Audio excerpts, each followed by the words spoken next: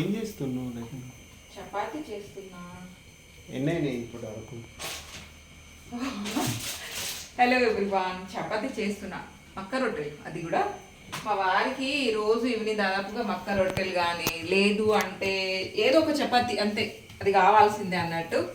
అందుకని చెప్పేసి మక్క చపాతీ చేస్తున్నాం. పొద్దున్న అయితే మనం అది వంకాయ కర్రీ చేసింది ఉంది కదా, అందుకని చెప్పేసి ఇప్పుడు వచ్చేసి మక్క రొట్టెలు చేస్తున్నాను.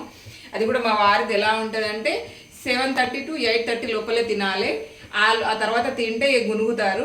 అండ్ తన వల్ల లేట్ అయితే ఏమనరు. నా వల్ల ఒకవేళ ఏమైనా బిజీ ఉండి నేను వర్క్ కొంచెం కొంచెం ఫినిషింగ్లో ఉండి కొంచెం లేట్ అవుతుంది అని చెప్తాను చూడండి, అప్పుడు మా వారికి కోపం వస్తుంది. లేట్ చేస్తున్నావు, వంట లేట్ అవుతుంది అని.